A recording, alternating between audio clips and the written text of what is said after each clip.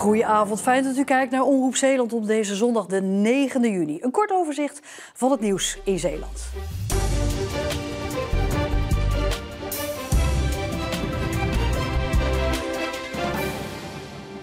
Omwonenden van de Oude Kloetingse school stappen naar de rechter. Ze zijn tegen de plannen van de gemeente Goes om de school te slopen en er een nieuw appartementencomplex met meerdere woonlagen neer te zetten.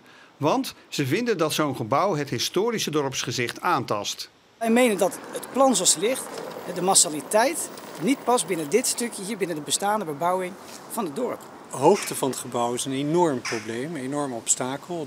Dat vermoordt eigenlijk het ouderwetse karakter van ons centrum. En daarom hebben de Stichting Cultuurbehoud Kloetingen en 2 omwonenden nu beroepsschriften ingediend bij de rechtbank. Belangrijkste punt, de hoogte van de nieuwbouw. Die zorgt volgens de omwonenden ook nog eens voor overlast. Inkijk, privacy, bezonning, maar ook gewoon het aanzicht van de wijk. Het is te hoog. Op het moment dat hier nieuwbouw gaat plaatsvinden, denk ik ook dat er schade ontstaat aan de omgeving, aan het groen, aan de bomen. En dat is waar we ons voor in willen zetten. De omwonenden zouden de oude school liever verbouwen tot appartementencomplex.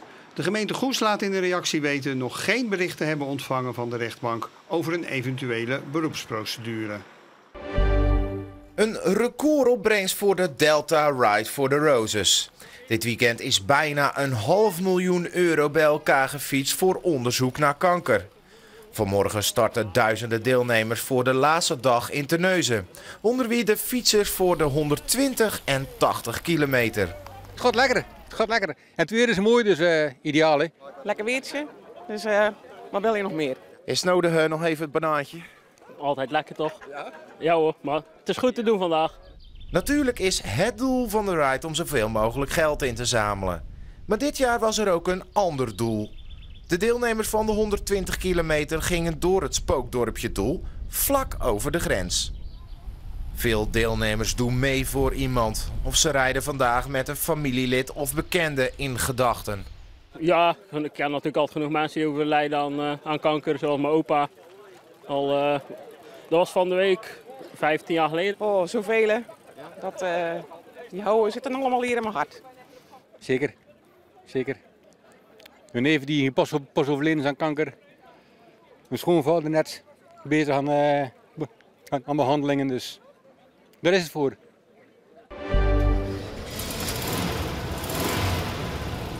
Je hebt geen radio nodig, het geluid van de motor is dan mooi genoeg.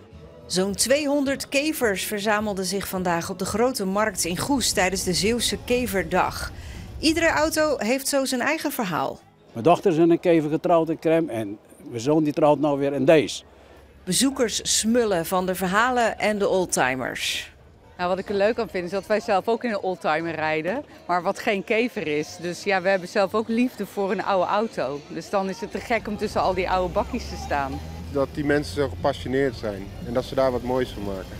Dat is echt, dat zie je hier aan af, want ik ben zelf ook kunstenaar en dan zie je gewoon waar de passie zit en dat vind ik heel tof.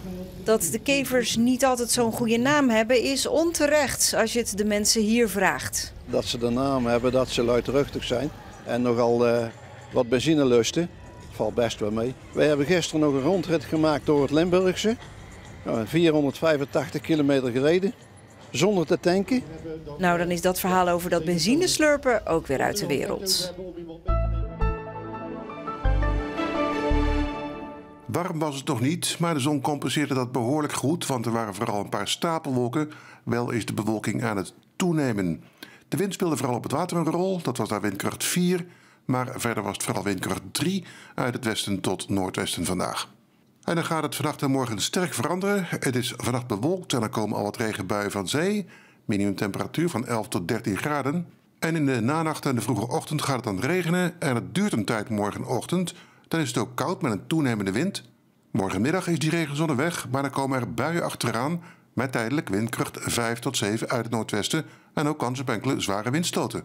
Maximumtemperatuur nog wel van 13 tot 15 graden. Maar in de regenbuien is het maar 10 tot 12 graden.